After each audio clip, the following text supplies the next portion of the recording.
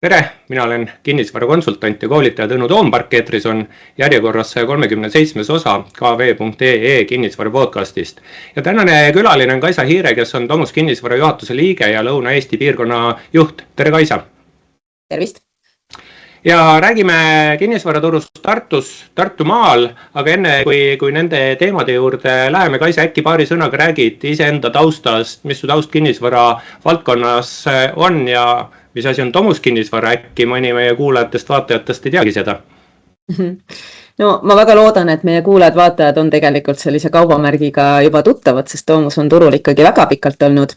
Aga minu teekond koos Domusega algas 2009. aastal, kui Domus tegelikult varasemalt olles selline Tallinna keskne ettevõte otsustas laieneda üle-eestiliseks ja avatigi Tartu kontor ja mina siis paari kolleegiga esimeste seas siis sinna tööle asusime. Aga minu enda karjäär kinnisvara valdkonnas sai alguse aastal 2006, kui ma alustasin tööd kinnisvara hindajana ühes büroos, mida täna juba ammu enam ei eksisteeri, lõpetaski 2008. või 2009. aastal oma eksistentsi. Aga sealt olen kaasa saanudki sellise väga palju vanu häid kolleege, kes tänaseni turul toimetavad, et nii mitmestki teises kinnisvarabüroos on mulle tuttavaid ja selliseid vanu häid kolleege. Aga Domusega sai Tartus siis hindajaametit peetud.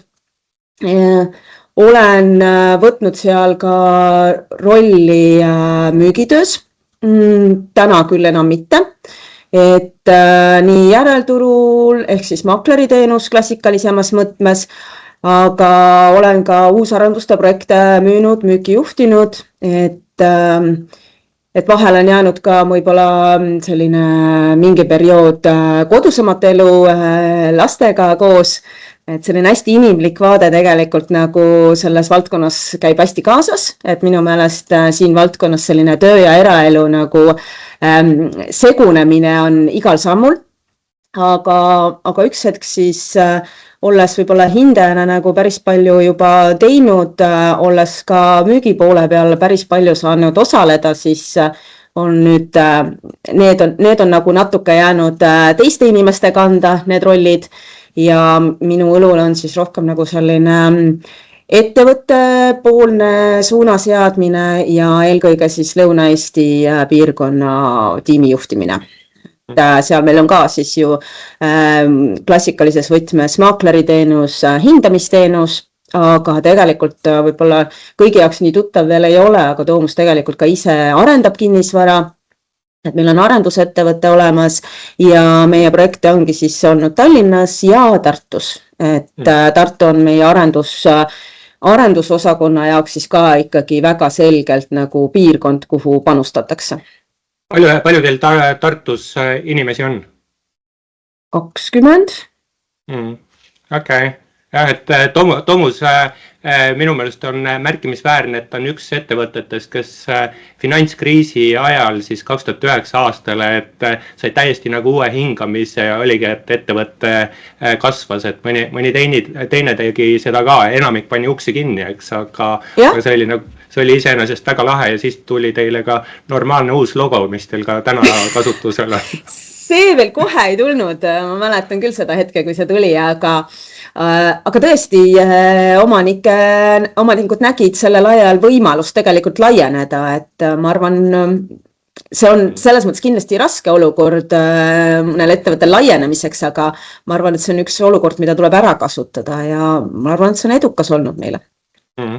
Aga lähme siit siis Tartu kinnisvaraturu, Tartu elamispindade turu juurde ja mulle ikka ja jälle meeldib kuidagi nagu suurema pildiga ära raamistada, et see, mis nagu siin suure pildi juures makromajanduses maailmas toimub, see määrab hästi palju ka ju kinnisvaraturu arenguid.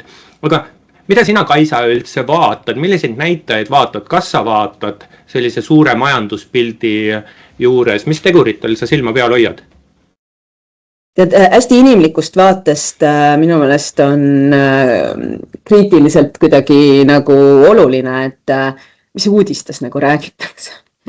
Et minu meelest see annab väga palju nagu sellist arusaamist, et kuhu meie oma teenusäriga nagu liigume või mis meie teenusäri nagu mõjutama hakkab lähiajal.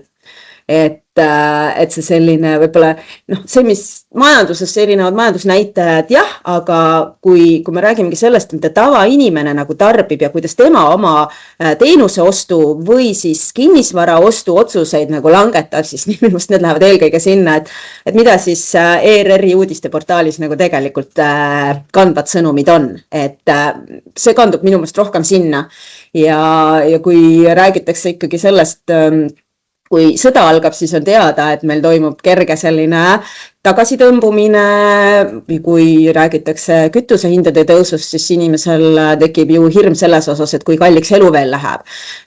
Kas nad nüüd kohe selle oma ka tegevusse rakendavad, seda ma ei saa öelda, et minu meelest siin on lõtk sees, aga ühele kinnisvarabüroole annab see tegelikult aimdust, et kuhu me peagi liigume, kui need nagu muutused või need sõnumid, mis sealt nagu tulevad, on püsivad. Et see on minu jaoks nagu peamine, et just ERR, et võib-olla nagu teisi suuremaid uudisekanaleid ikkagi ka tuleb jälgida, aga see selline foon, et kas siis püütakse hirmutada, püütakse seda neutraalselt rääkida, aga isegi kui neutraalselt nagu mingitest teemadest räägitakse, siis see kandub üle sellisesse rahvastiku käitumusse. Mul kunagi üks maakleribüroo juht ütles, et teda nagu makromajandus ei huvita, sest tema peab oma kliente teenindama nii headel aegadel kui halbadel aegadel ja eks mingi tõde selles on ja eks sellised pealkirjad aitavad vahetut sentimenti tõepoolest ära tunnetada, aga ERR võib-olla on liiga neutraalne kanal, et seal pannakse pealkirjadesse liiga vähe emotsiooni. Jah, aga vaata, see ongi see, et isegi kui nagu seda emotsiooni ei ole seal piisavalt, siis see sõnumi olulisus võib-olla jõuabki mingi hetkega nagu kohale.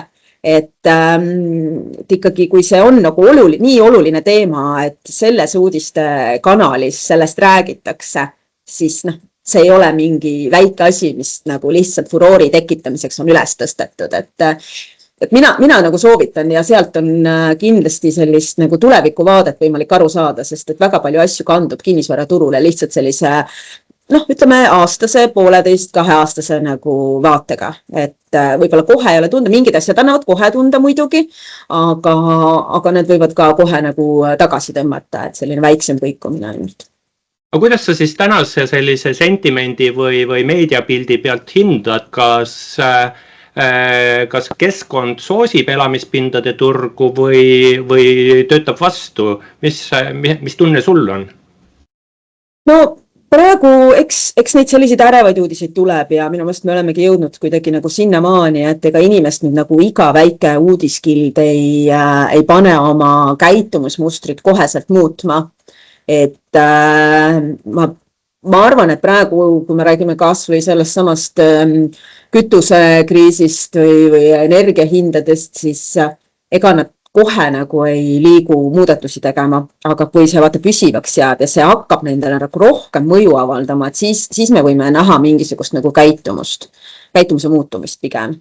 Et täna, eks siin kinnisvaraturul on ka seda sessoonsust, on ju, et oleneb ka kuhu sessooni nagu need uudised langevad, et praegu on kevad ikkagi toonud kaasa väga tugeva nagu sellise aktiivsuse kasvu minu meelest ja nüüd, kui need uudistes kajastuv ei ole nüüd nagu liiga dramaatiline ja ei näita sellist lootusetust, siis tegelikult ega meil kohe nüüd midagi ei muutud. Me näeme ikkagi endiselt siin lähiajal veel sellist päris aktiivset turgu. Jah, et eks ta üsna loogiline ole, et mingid otsused jõuavad viitajaga siis, või mingi sentiment jõuab viitajaga otsustesse. Aga kui me vaatame nüüd, lähme siis kinnisvaraturu juurde ja mõtleme, et mis meil siin lähiminevik on olnud, sest lähiminevik on oleviku ja lähituleviku vundamendikivi. Kuidas meil Tartu linnas ja eks Tartu ümbruses, Tartu maakonnas elamispindade turg liikunud on, mis on ostumüügi turul toimunud viimase, ütleme poole aasta jooksul, aasta jooksul? Ütleme jah, poole aasta jooksul võib-olla on nagu selline selgem dünaamika näha, et me ikkagi täheldasime möödunud aasta sügisperioodil aktiivsuse langust. Et nagu turul pakkumist on, atraktiivseid pakkumisi on, aga ostjad olid tagasihoidlikud. Et seda me märkasime ja nüüd see on tänaseks nagu muutunud, et ostjaid on täna jälle rohkem, et terve selle aasta algusega tegelikult toimus aktiveerumine ja kevad on alati väga aktiivne aeg, aga et võib-olla see osa oli nagu tunda, et mis nagu oli sügisel, muidugi see oli natuke nagu ootamatu, et see langus või selline nõudluse vähenemine toimus, et ma ei oskagi nagu öelda, millega see seotud oli, aga seda oli väga tugevalt tunda, ma ei ole nagu nii põhjust tagajärge seost suutnudki välja peilida, et see võib-olla üllatas mind ennast nagu turuosalisena natukene, aga see meie nagu sellist tööd jällegi nagu ju pausile ei pane, paneme ikka edasi, et see kinnisvaratehingud on rohkem seotud ikkagi selliste eluliste otsustega kui majandusotsustega inimestel. Ma saan aru, et tehingutes oli mõningane tagasilöök, aga kevad on siin pilti muutnud või muutmas. Mida on Tartumaal hinnad teinud, et ma toon nagu võrdluseks, et Tallinnas võib-olla selline Tallinna korteritehingute keskmine hind on üsna horisontaalis, aga kui me lähme segmentidesse sisse, siis me ikkagi näeme seda, et kusagil hinnad ei lange, et igas segmendis me näeme niisugust marginaalselt paariprotsendilist tõusu, aga seda ikkagi juba kvartali järel. Mis Tartus hinnad on teinud 26 aastal?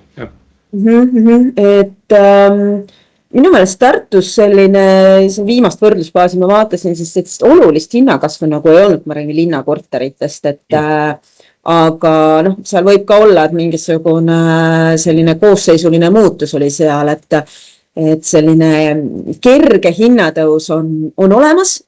Minu meelest veab seda pigem suuresti ikkagi selline, või siiamaani on vedanud uusarenduste turg, et järelturul ikkagi mõnes mõttes tahaks öelda, et hinnakasvu nagu suurt ei ole olnud, aga kui ma siin veel eile ühe maakleriga suhtlesin, siis tegelikult tema nagu viimase nädala müük tõestas nagu vastupidist, et võib-olla ei ole ostjatel nagu sellist ootust, et hinnad nagu kõvasti nagu tõusevad, aga arusaamine, et hinnakasv on tegelikult kinnisvaraturul paratamatu, on nagu arusaadav ja me sellist, kui statistika ei toeta hinnakasvu, statistika näitab hindade püsimist, siis tegelikult ikkagi taustal see hinnakasv toimub, et mina nagu julgen seda kinnitada. Aga tuleme siit siis tänasesse päeva ja vaatame, et kus me oleme ja kuhu suunas me liigume, et võib-olla kõigepealt elamispindade nõudlusest, pakkumisest. Ma küsiks, ma läksin nagu selle suure pildi juurde moel või teisel tagasi, et kas kinnisvara ostjad, müüjad sinu teada mainivad märksõnu mingi Hormuz või Donald Trump või Iraan või naftakriis või räägitakse ikkagi pigem kodusest elektriarvest, bensiini hinnast või palju piim maksab, et kui palju selline klient vaatab kas siis niisugust suuremat pilti või vaatab otse ikkagi ainult oma rahakotti? Kui me räägime sellest jaekliendist, kes endale kodu ostab, siis ega ta seda teemat eriti sinna maakleri laua taha ei too. Tal on palju argisemad mured, tal on hoopis teised põhjused, miks ta oma tehinguid teeb, et seal võib-olla selle inimese elu on sellises muutuses, et ta üldse on nagu võtnud kinnisvaratehingu tegemise ette, et ta ei jõuagi jälgida neid asju. Et see selline naftahindade või üldse nagu hindade kerkimine, kui me räägime energiakulutusest, siis võib-olla on see koht hoopis, kus müügivahendust osutav inimene, maakler peab nagu sellest tegelikult rääkima, et inimene teeks teadliku otsuse oma kinnisvaratehingus, aga meil liiga palju seda ette ei tule, et võib-olla mõni üksik klient, kes nagu seda teemat tahab arendada, aga see võibki olla rohkem selliseks lihtsalt maailmapildi avardamiseks, et see tema kinnisvaratehingu takistuseks tegelikult täna küll ei ole. Siia samasse teemasse veel ühe küsimusega ikkagi jäädes. Maksuküüru kadumine. Kas sa nagu üldse nagu näed midagi siukest, et mingi mõju on maksuküüru kadumisel ja et sealt tuleb inimestele täiendavalt raha, et eks see peaks ostujõudu justkui juurde andma? Ma arvan, et see võis mõjutada küll meil selle aasta sellist nagu aktiivsuse kasvu, sest et ütleme, paljud kodud ostetakse ju tegelikult laenuraha eest ja võib-olla siis seal ongi see laenuvõimekuse kasv. Et see, kelle sissetulekud varem nagu läksid punasesse panga silmis, siis nüüd ta tegelikult on natuke paremas seisvas võib-olla, et see võis küll olla nagu seotud selle aastase sellise aktiivsuse kasvuga. Aga eks see vist raske ongi siukest otsejoont otse seost on nagu raske teha, jah. Aga ma sain küll aru siin, et mõni pank ikkagi väitis ka, et aasta algusega tuli neil nagu ootamatult palju päringuid sisse laenutaotlustele. Okei, aga lähme siit siis nüüd ikkagi kinnisvaraturu juurde lõpuks ometi, et hästi laialt küsin, et mida kinnisvaraostjad tahavad? Ma saan aru, et see on siuke hea küsimus, et mis on elu mõte, aga mida ostjad tahavad? Kui ma nüüd püüaks hästi palju üldistada, mida ostjad tahavad, siis tegelikult nad tahavad mugavust. Et kui me nagu hästi laialt ikkagi mõtleme, on see, et nad otsivad midagi, mis parandab nende elustiili, kas siis teeb nagu midagi soodsamaks, midagi kuidagi efektiivsemaks või siis ma ei tea, ta ei pea tegelema remondiga näiteks, et see mugavus juba, et sa saad kohe otsustada, kas mulle see stiil siin korteris nagu meeldib näiteks, et see on ka mugavus, on ju, et sa ei pea ise nagu hakkama mõtlema, kuidas seda disainida, vaid see mugavusest eelistadki osta juba sellist asja, mis on valmis disainitud, mitte lihtsalt nagu põrand, seinad, laed, vaid päriselt nagu disainitud. Et sul on seal sisustus juures, see kogu kompleks loob tegelikult selle terviku. Et seda kõike ma julgengi panna sellise mugavuse alla. Kui me räägime sellest ka, et võib-olla nüüd siin peale seda koroona aega kolmetoaliste korterite müük on tegelikult nagu likviidsemaks läinud, kui varasemalt oli, sest ikkagi selline kodukontor või siis, ma ei tea, mõeldakse natuke pikema perspektiivi peale lihtsalt, siis see on ka mugavus, et sul on võimalus nagu üks ruum lisaks oma elustiili heaks ära kasutada. Et see on see märksõna, mis loeb. Aga kui nüüd spetsiifilisemaks minna, siis selgelt ostja eelistabki remonditud või heas seisukorras elamispinda.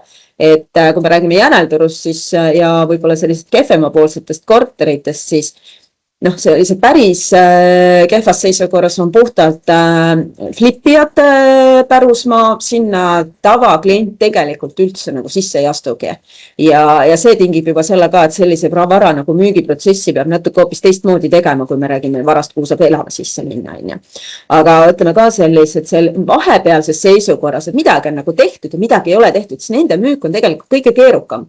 Sest ostja ei taha hakata tegelema nende asjadega, mis seal veel tegelemata on, aga paraku tema nagu rahakott ei võimalda ka midagi fancy'malt osta. Ja siis ta ongi sunnitud natuke seda ostu tegema, ka tegelikult ega ta meelsasti ei teeks. Et ta eelistaks ikkagi seda, et ta saab nii-öelda isiklikud asjad ka ennast sisse kolida.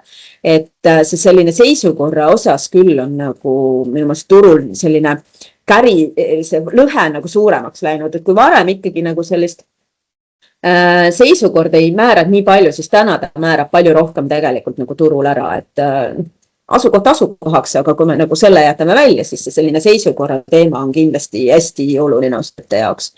Ja muidugi, et see tehing oleks sujuv, mugav. et nad ootavad tegelikult täna seda, et vahendusteenust pakkuv ettevõte, see sama inimene, kes seda ettevõtet ka esindab, tegelikult suudaks teda läbi juhtida sellest tehingust hästi sujuvalt. Sest küllap on ikkagi ka kuulda olnud erinevaid lugusid nendest varjatud puudustest ja see on see koht, mida tegelikult nagu nii ostjad kardavad, kui müüjad kardavad, mõlemapoolselt kardetakse seda, et see ei ole ühe osapoole mingisugune hirm ja et see hirm saaks maha võetud, seda tegelikult nagu tahetakse väga saada. Ja see kandub sinna objekti seisukorda tegelikult ka tugevalt üle ära.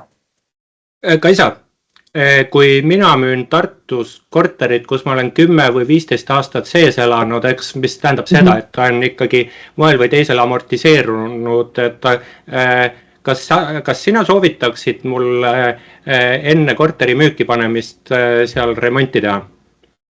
Kui see viimane remont oli 10 või 15 aastat tagasi? Jah. Kui nüüd seal on tõsist sellist kulumisjälge näha, siis mina teeks facelifti selle. Kindlasti, see ei tähenda suurt ümberehitust. Saan ma raha tagasi? Jah, et ma annaks talle selle algse seisukorra tagasi, võib-olla disainiks ümber midagi, mis seal on, sest et see huvi, mida see paremini disainitud vara toodab nagu ostjate seas, see tegelikult mõjub müügile hästi kõvasti nagu tõstvalt. Et see võib olla selline, ka ütleme, täna on näiteks mingisugune 2006, 2007, 2008 kortermajad on ja mõnes mõttes täiesti nagu võib-olla on selline kerge kulumine ainult, aga see tegelikult nagu see plaat võib-olla seal vannides on täitsa okeis seisukorras veel, aga tegelikult ostja ei taha seda osta. Ta tegelikult tahaks, et see oleks kaasaegsem. Et kas siis ongi jälle selline võib-olla kuhu hakkavad üksed ka meie nii-öelda flippijad liikuma, et tehaksegi sellisel viisil nagu kortereid paremaks, ka selle ajastu kortereid, mitte ainult neid päris vanu elamispindasid, aga kindlasti selline müügi atraktiivsusele mõjub tugevalt see, kui asi on ilus ja korras. Eks see on nagu selline, ütleme, kinnisvaraturul, eks kui pakkumist on üksjagu palju, et siis ostetaksegi mingist segmendist paremat kvaliteetsemat otsa. Aga tead, Kaisa, ma olin siin nädalake 2 tagasi Tartus ühes meeldivas seltskonnas ja mingi märksõnana mainiti Supilinna ahjuküttega kortereid ja kui ma sult küsisin, mida ostjad soovivad, siis märksõna sinu jutust käis läbi korduvalt mugavus.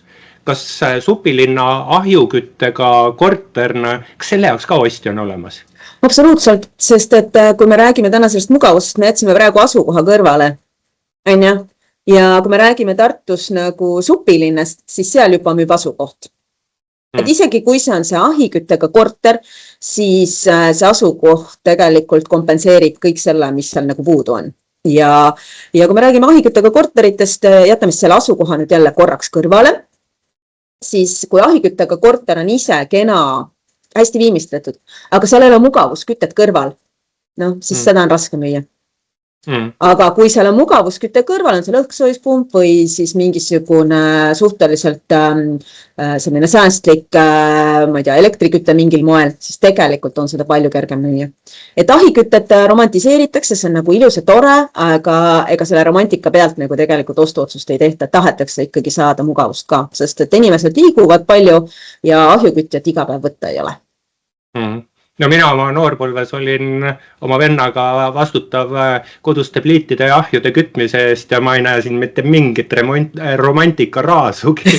Aga mis teeb? Aga sellele segmendile on oma ostaskond, et on neid, kes seda väga eelistavad. Hari mind kui Tartu osas võhikut, mis on Supilinna väärtus? Et sa tõid välja, et Supilinn, et seal et see on hea.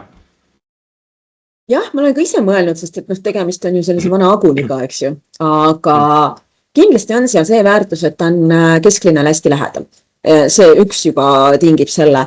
Ja teine on ikkagi see, et kui me mõtleme selle kontsentratsiooni peale, et kui palju seal inimesi on, seda on tegelikult vähe, sest et majad on väikesed, hoovid on suured, et see asustustihedus on seal tegelikult madal võrreldes mõne magalareooniga ja küllap siis see ongi see, mida inimesed tegelikult tahavad. Et sul ei oleks nii intensiivset liiklust akna all, et sul oleks see parkimise ruum kuskil ikkagi olemas, et sul majanaabreid ei ole mitte 80, vaid tegelikult on neid 8.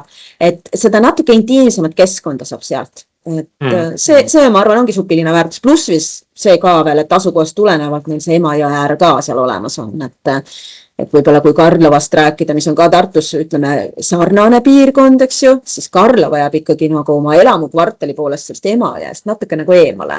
Ja sealt tekib nagu see, et seal seda ei ole, et supiline väärtus on kindlasti seal jõe ääres. Lähme siit tehingute, et ikkagi jääme siia tehingute juurde, et me rääkisime sellest, mida ostjad tahavad, aga mida müüjad pakuvad ja et kas siin on siis nüüd nagu selline tasakaal on olemas või on pakkumine ja nõudlus kuidagi erinevad teineteisest, et kas kuskil on mingi ülepakkumine, kuskil on mingi defitsiit, et ehk siis formuleerin küsimuse lühidalt, mida kinnisvara müüjad pakuvad? Jah, eks müüjatel on täna, ma arvan, meil võib olla väga lihtne täna nagu müüa oma vara, kui me räägimegi piirkonnast, kus nagu on pakkumisi vähe, sest et tõesti siis asukoht müüb ise. Aga müüakse ju neid asju ka, mille asukoht seda iseenesest ära ei müü, on ju, ja tuleb konkureerida teiste sarnaste varadega, et müüjatel on tegelikult võib-olla natuke vahest raske mõista seda konkurentsiolukorda, kus nad on. Et tõesti väga palju, kui me räägimegi järelturust, on ikkagi selliste kodude müük ja see on selline sinuga kokku kasvanud ja sa näed selles väga tugevalt nagu mingeid väärtusi. Et nüüd on nagu oluline, et need väärtused saaks nagu ostjale selgeks teha, et kas ostja ka näeb seal väärtusi või ostja jaoks tegelikult ei ole vahet, kas ta võtab selle korteri siit või võtab selle järgmise korteri siit kõrvalt majast. Et see konkurentsiolukord tegelikult on see, mis paneb väga palju nagu need tehingud ju paika. Ostjad tahavad või see müüjad tahavad ikkagi ju saada rohkem raha, eks me ju teame. Mis piirkond müüb ise? On see kesklinn või on mingid muud piirkonnad veel, mis on tartlaste seas eelistatud, kus asukoht on tugev konkurentsi eelis?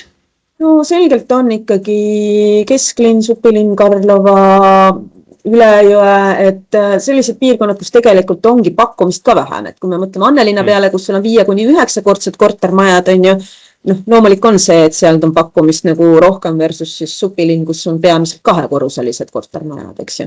Et juba sealt tulebki nagu see osa ja selline konkurentsi pool. Asukohtadest muidugi, meil on Tähtvere ka väga nagu nõutud, aga seal on suuremas seos ikkagi eramute piirkond, et kortereid seal on tegelikult nagu vähe ja need korterid, mis seal ka on, need on nagu sellises linna äärsemas osas ja ei saaks nagu võib-olla sellise isemüüvaks asukohaks päris nagu pidada. Vaataks nüüd kaugemale tulevikku ja mõtleks, et mida tehingute arv sinu nägemuse järgi pigem võiks teha, et ma sain aru, et meil tehingutes oli mingi tagasilöök, et nüüd on jälle selline aktiveerumine olnud, kas aktiveerumine jätkub, kas tehinguid tuleb turule juurde, jääb neid vähemaks või liigume stabiilselt samal tasemel edasi, mis su nägemus turu aktiivsuse osas on?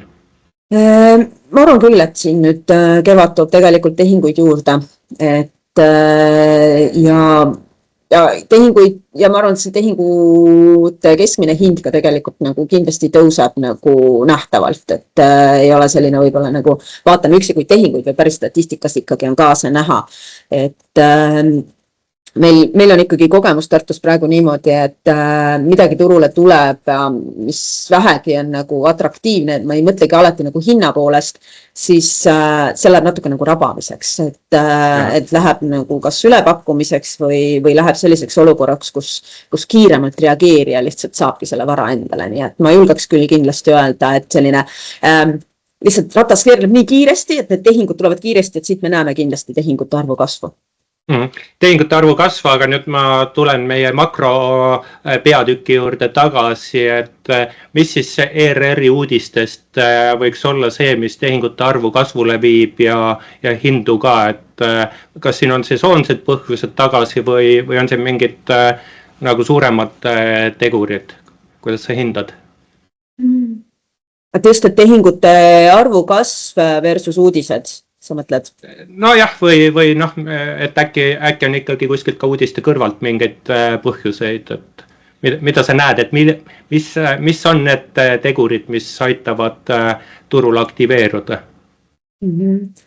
No üks asi on kindlasti ikkagi ka see energiahindade nagu teema, et ostja ju tegelikult ikkagi saab aru, et kuluefektiivsus elamispinna pealt on ka oluline ja oma valikuid tehakse selle järgi, aga võib-olla ei oska nii head seost nagu täna tuua, sest et mulle tundub, et need uudised, mis praegu nagu kõlavad, nende selline mõjusus on tunda ikkagi mõne aja pärast alles. Et ma täna siin kevadel ei tunneks seda. Kevad on alati ka muidugi turul väga aktiivne. Nii et, No jah, aga liigume siit edasi ja heidaks pilgu korra arendusturule ka. Kas Tartus uusi kortereid ka arendatakse? No arendatakse küll, aga kirjelda seda, et kes arendavad, võib-olla mida Tomus teeb ka siin hulgas kuu kohta? Arendatakse ja tegelikult nagu päris palju arendatakse. Et minu meelest on praegu turule tulnud väga palju uusi projekte ja lisaks neile, mida me suudame nii-öelda kokku lugeda avalike hindadega, mis väljas on tegelikult ka need projektid, mida ette valmistatakse ja kus tegelikult võib-olla hinnaga veel väljas ei olda, aga arendaja tegelikult väga selgelt seab sammu sinna suunas, et ta projektiga turule tuleb. Nii et uusarenduste turul on Tartus pakkumist praegu palju ja ikkagi oluliselt rohkem kui aasta või 2 tagasi. Et seda on näha ja ostjal on nagu valikut väga palju, et on ta siis eelistab siis seda Tartu linna toodet või siis ta vaatab linnast väljapoole natukene nagu soodsama hinnaklassi asja. Tal on nagu võtta küll midagi. Rõõm on ostjate poolel täna olla. Kes on Tartu arendajad, eks kesklinnas on Valligraavi, kes veel Tartus on, me võime nimesid vabalt nimetada, kes linna ääres on sellised mainimist väärivad arendajad? Ja et linna ääres on ju Avare ehitustrustiga koostöös, eks ole, siis Reterra arendab, Merko arendab, siis on seal Seteles ja need on raadil, ütleme, kui me räägime linnast väljaspool. Nordeconil on projekt, kui räägime teisel pool linnast väljas, eks ole, siis linnas sees on... Nordeconil ridamajad. Ja linnas sees on siis ju veel Livida, kes on tegelikult uue tulijana turul kõvasti projekte ellu viimas, on ju, Torpat arendab linnas sees, kui tegelikult linna ääres. Kas ma nüüd jätsin kellegi nimetamata. Livida on eks Raekoja platsis ja mis ta on siis Kuperjanovi tänav või parandamin? Jah, Lividal on Raekoja plats Kuperjanovis ja siis on see laparaditehase juures ka neil projekt ja kuuldavasti plaanivad ka Pärmitehasega turule tulla varsti. Nii et nendel nagu on sellist uut projekti tulemas. Tead, sa lugesid päris palju nimesid ette ja kui keegi maakleri büroost ütleb, et pakkumist on palju, siis mina mõtlen, kuule, see on ülepakkumine. Kas sa mõtlesid seda või mis sa mõtlesid, kui sa ütlesid, et pakkumist on palju? Ma ei julgeks sellist hinnangut täna nagu anda, et ülepakkumine on. Et ma saan öelda, et ülepakkumine on siis, kui tegelikult nagu müügid seisma jäävad. Aga kas müügid liiduvad? Täna müügid ei seisa. Täna müügid ei seisa. Täna ju tegelikult kõikides projektides ostjaid on. Võib-olla mõni arendaja tunneb täna, et tempo on aeglasem, et ta ei rahuldu tänase nagu müügitempoga, sest tema ootused, tema äriplaan oli üles ehitatud nagu teistmoodi on ju. Ja võib-olla mõnel arendajal, kellel projekt on kallimalt käes, tal ongi võib-olla keeruline oma projektiga nagu sellises tempos liikuda, nagu tal vaja on. Aga ma täna veel ei julge seda öelda, aga no siin ma arvan, et lähikuud tegelikult näitavad selle ära, et kas me oleme nagu pakkumises nagu uljaks läinud või tegelikult suudab turg selle vastu võtta, et täna ei julge seda veel välja hõigata. Ma oleks väga nagu ootus sellega, ma väga jälgiks seda, et kuidas nagu see maht, mis turule on toodud, kuidas see nii-öelda realiseerub tehinguteks, et selline lähikuud kindlasti hoida silm peal.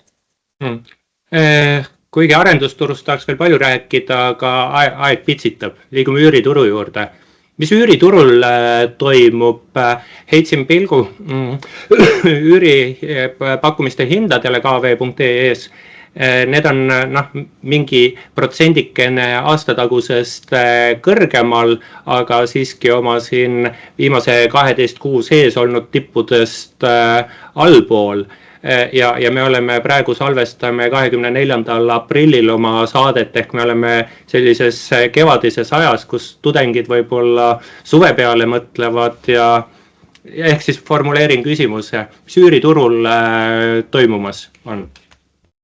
No üüriturul on praegu tudengid, kes veel on oma pesades kenasti sees aga kindlasti mingisugust mahtu on suvisemaks perioodiks vabanemas. Aga meil täna siis, kes üürivad, on ikkagi pered, kes elavad Tartus, et kelle jaoks ei ole see ajutine koht. Et mida mina olen Tartus ikkagi märganud, et kui nüüd võib-olla sellistes pakkumishindades nagu KV ju tegelikult näitab pakkumishindu, et pakkumishindades võib-olla alati ei kajastu see selline nagu soodsam hind või hinnalangus või midagi taolist, siis tegelikult me ikkagi tehinguid vormistades näeme, et seal kaubeldakse ikkagi teatud asjadega ja tullakse nagu hinnas allapoole. Et kui ka mõnel üürileandjal on ikkagi ootus olnud, et ma nagu iga aasta saan nagu üüri tõsta, siis ei pruugi üldse nii minna. Kas üüriturul mingist pakkumisest on puudu või midagi on üle ka, mõeldeski Tartu omapärale, kus ikkagi tudengid on väga oluline üürituru segment nõudluse poolelt? Kas on näiteks tudengikorteritest puudu või on siis vastupidi perekorteritest puudu? Ma ei tea, see ikkagi kandub nagu küsimus ainult sinna, et kui meieni jõuavad need huvilised, kes endale midagi ei leia, siis tavaliselt nende rahakott on selline, mis ei võimalda lihtsalt neile oma ootustele vastavat asja leida.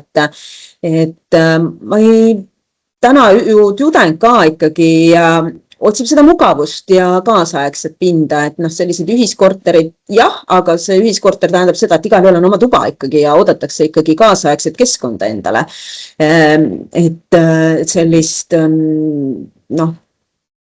puudus nüüd tugevalt millestki, ma ei ütleks, et oleks selle nagu kõigile midagi ja täna ikkagi paljud, ma ei saa öelda paljud muidugi, valetan, aga turg on ikkagi liikunud sinna, et see lapsevanem on siis kas varasemalt juba soetanud midagi oma järgmisele põlvkonnale või siis soetatakse siin vahetult uue kooliaasta eel midagi, et neid tehinguid me ikkagi näeme ajas päris palju.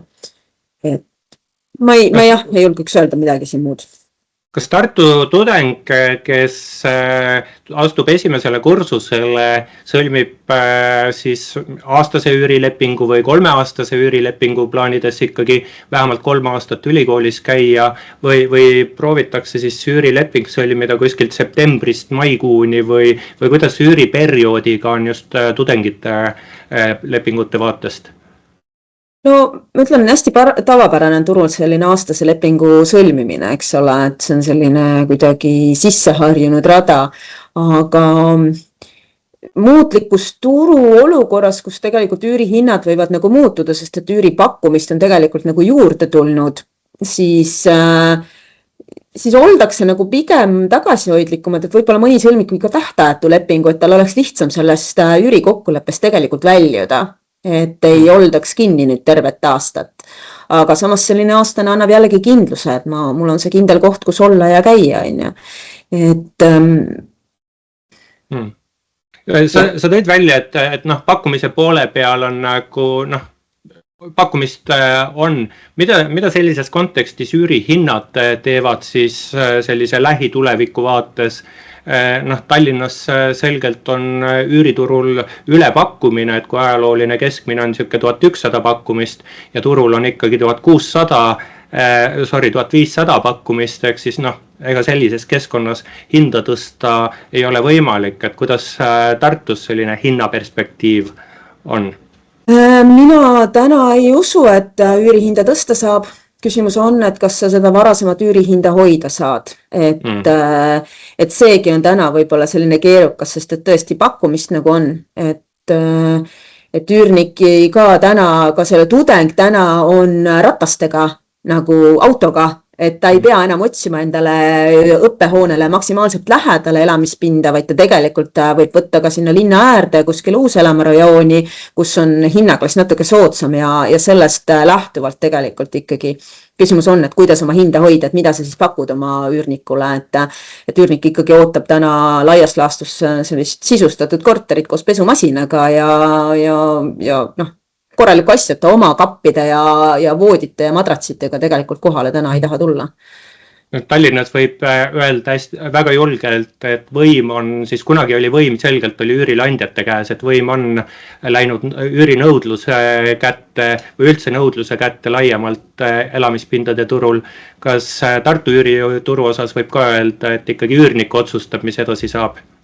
Jah, ma arvan küll, sest et isegi kui sa nagu täna leiad nagu üürniku, siis seal on ikkagi see läbirääkimiste koht, et kui väga sa seda üürniku nagu tahad, kes sinu juurde nagu jõudnud on, et üüri nagu see ringkäik tegelikult peab kiire olema, et sa ei saa nagu lubada endale seda, et ma nüüd 3 kuud hoian nagu pinna tegelikult vabana, vaid sa tegelikult tahaks, et sul oleks see üürnik seal kogu aeg sees ja selles olukorras pigem see vastutulelikkus üürileandjate poolt on kindlasti olemas, et tasub uurida ja küsida ja vaadata, et. Kena, liigume siit järgmise teema juurde, mis on maakleribüroo vaade, et Kaisa, sa oled, eks maakleribürood juhid Tartus, Tartumaal. Mis maakleri tegevuses toimub? On siin mingit dünaamikat aset leidmas, mingeid muutuseid võrreldes siis võib-olla aasta või 5 tagusega? Ja kindlasti on seesama asi, mida ma tegelikult ka enne korraks mainisin, see varjatud puudust, või me ei saa öelda nüüd alati varjatud puudust, et teinekord on ka ikkagi puudused, mis ei ole üldse varjatud, aga et osapooled sellest teadlikud oleksid. Et see on see mäng, kus maakleri teenuse puhul spetsialistid peavad neid riske ja asju nagu rohkem hindama kui varem, sest et ostjad on teadlikumad, müüjad on teadlikumad, ega siis nüüd vahendaja ei saa sama teadlik olla kui nemad peavad ikkagi sammu ees olema, ja kuna see teadlikkuse kasv on tervele sellele turule tulnud nagu juurde, et ainult ostjad ja müüjad pole teadlikumaks saanud sellest, vaid tegelikult kõik osapooled, et notarid, pangad, maaklerid, siis see on kindlasti seda turgu nihutanud sellise professionaalsema turu suunas. Et maakleril tähendab see ikkagi suuremat tööd selle objekti selgeks tegemisega, et kas ta näeb kõiki nüansse, sest et oodatakse ju seda, et maakler oskab kõike küsida, aga kas ta teab kõike küsida, aga ta peab suutma, et see juba nõuab sellist suuremat tähelepanu ja keskendumist igale tehingule järjest enam, et Kas varjatud puuduste kõrval on mõni teine selline väga oluline teema veel, mida täna maaklerid arvesse peavad võtma? Ma arvan, et selline ootus nagu maakleri tööle kliendi poolt on täna kõrgem kui varem.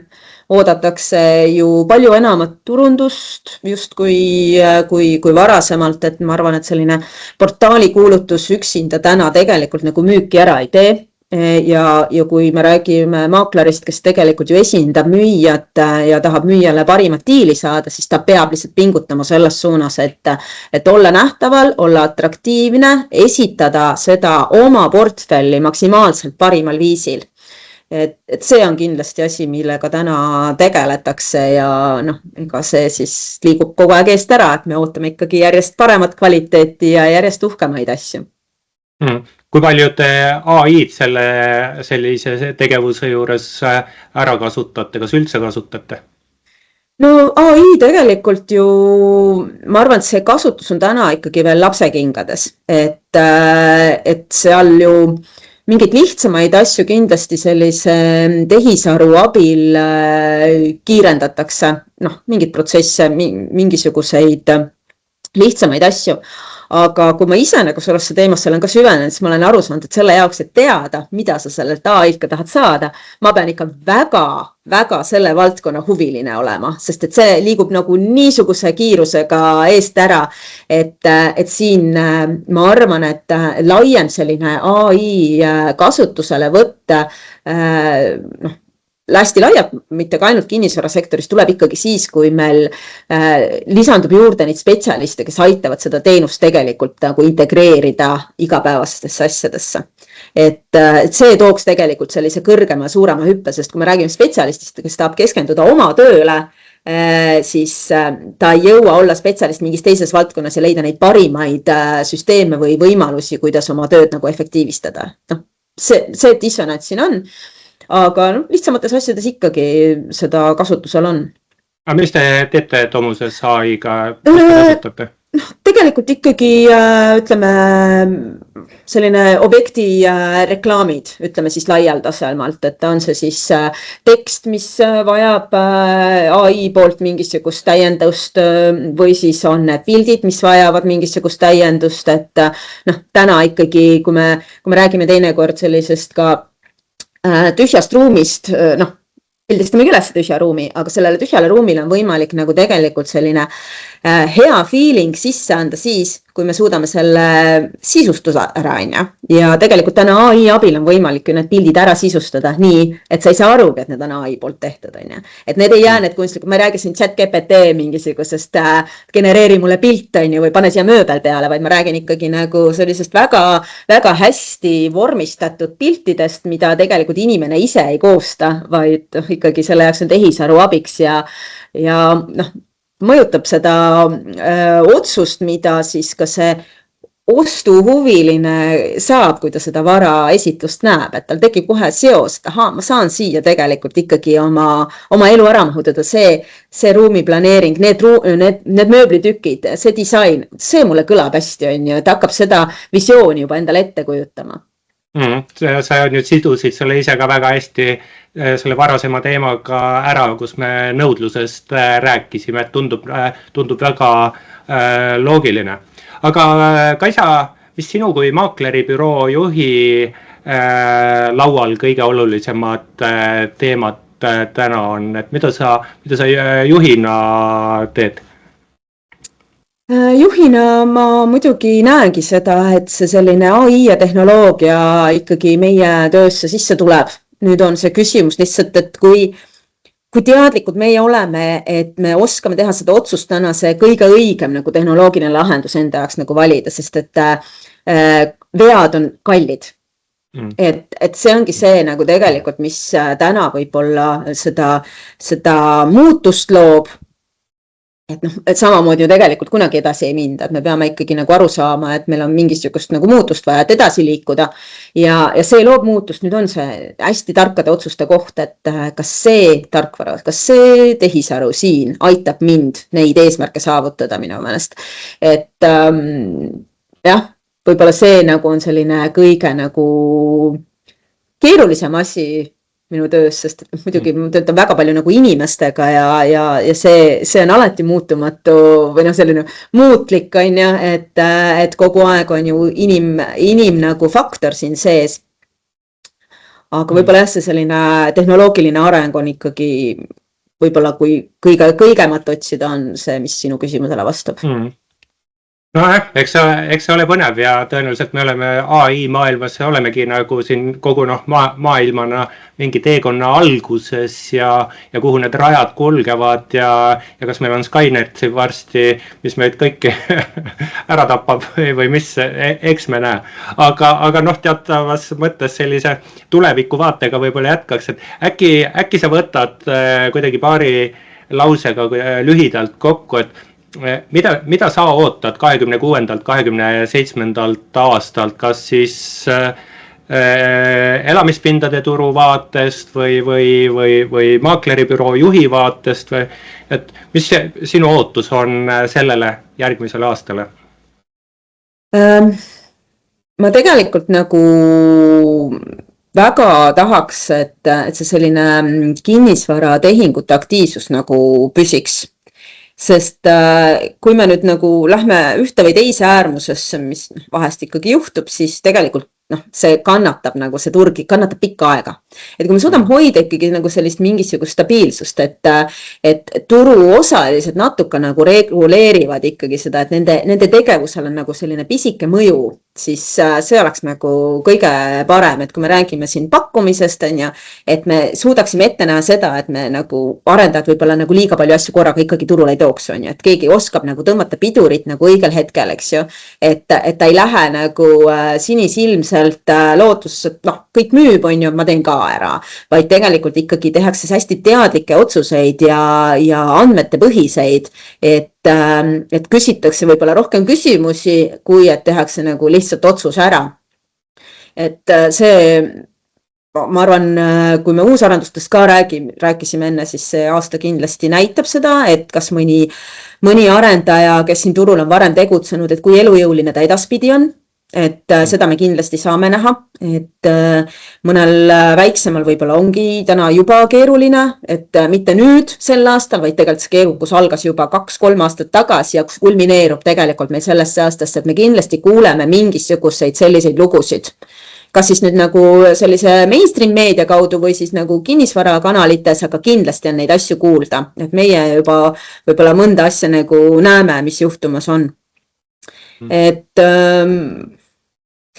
küsimus on, et kas ma nagu ootan ja loodan või ma tegelikult nagu prognoosin midagi, et siin nagu 2 erinevat asja, et kui sa tahad võib-olla täpsustada veel midagi juurde. Aga ma arvan, et see oligi siuke, et selline mõningane vaade, et mis on oluline sel järgmisel aastal, kus siis silm peal hoida. Aga saate lõpetuseks veel, ma küsin külaliselt alati mingi nõuande või soovituse või mõtte turuosalistele, et mis sa sooviks kaasa anda, et nii kitsalt või nii laialt, kui sa ise soovid, et mis mõtte sa annaks ostjatele, müüjatele, arendajatele, investoritele, üürnikele, üürilandjatele, finantseerijatele, makleritele, teistele makleribüroo juhtidele kaasa? Jah, et võib-olla esimene soovitus ostjatele, et paremaid aegu ei tule. Et kui on ikkagi vajadus osta, siis tehke see asi ära ja olge ette valmistatud selleks. Selles mõttes, et tegelikult võib-olla vahest käiakse nagu 2 aastat otsimas omale midagi. See on see, et sa tegelikult ei tea, mida sa tahad. Sa käid ja vaatad, on ja. Aga selles olukorras, kus nagu on vajadus tehingut teha, siis läheb kiireks ja sa jääd lihtsalt heast asjast ilma. Et see ettevalmistus täna ikkagi nagu võtab aega, et ärme ole nagu sinisilmsed, et tehingud juhtuvad kiiresti või lihtsalt või et mul on mingi koduvahetus näiteks plaanis ja pank annab mulle siin, ma ei tea, pool aastat aega vana kodu müüa. Tegelikult see pool aastat võib olla selline, et vaatame meie selle asjale otsa tähendab nagu korralikku kiiret spurti, on ja, sest et mõnda asja ei saa kiiresti müüma hakata, sest seal on ettevalmistusi vaja teha, et müüjad ka ärge kartke nagu pöörduda kinnisvarabüroo poole, sest et tegelikult me tahame päriselt nagu sellist head tulemust, et sa oleksid rahul, et me ei taha kellegile nagu kehva tulemust teha ja me anname neid soovitusi päriselt ikka selle eesmärgiga, et see tehing sealt edasi, kui me oleme selle müüki pannud, ikkagi sujuks nagu hästi mugavalt ja valutult kõigile osapooltele. Et ja ostjad pigem nagu olge valmis, kui on äge asi, võib minna üle pakkumiseks, et on mingeid varasid turul, kus tulebki tegelikult kohe reageerida ja müüjatele ka, et see selline kõrgendatud hinnaootus tegelikult võib müüki pärssivalt hoopis toimida, nii et kuulake oma maklerit, kuulake hindajat, et kui nemad räägivad ikka mingitest numbritest, nendel on tõepõhi all, seal on ikkagi andmed taga, need ei tule tühja kõhu pealt või kellegi kõhutunde pealt, on ja see mõjub tegelikult nagu müügile sellise boostina, et kui võib-olla kellelgi on hirm näiteks, ma ei tea, et äkki ikkagi müüakse liiga madala, et ma tahan ikka 10 000 otsa panna, siis võib-olla on targem ikkagi kuulata spetsialisti, panna see selle hinnaga müüki nagu ta on ja kui see turg tõesti näitab välja, et see on nii magus asi, siis uskuge mind, te saate sealt 10 pluss veel enam tegelikult, kui need ostjad sinna objektile on jõudnud. Et ärge kartke seda nõu, on võib-olla üks suurem soovitus minu poolt. Väga head mõtted ja sellega tõmbamegi tänasele saatele joone alla, täname kõiki kuulajaid, vaatajaid ka, et oma aega meile pühendasite. 137. osa kv.ee kinnisvara podcastist oli eetris, rääkisime Tartust, Tartu ümbruse kinnisvaraturust, elamispindade turust. Kaisa Hiire, kes on Domus kinnisvara juhatuse liige ja Lõuna-Eesti piirkonna juht, aitas neid teemasid meil lahata. Kinnisvara konsultant ja koolitaja Tõnu Toompark olen mina. Ja head kuulajad, kui teil on mõtteid, keda saatesse võiks kutsuda või tahate äkki isegi tulla rääkima, siis andke teada aadressile klienditugi@kv.ee või võite ka mulle otse teada anda, minu kontaktid on leitavad. Ja ega midagi, soovin siis kena kevade jätku ja kohtume järgmistes kv.ee kinnisvara podcastides. Järgmise korrani!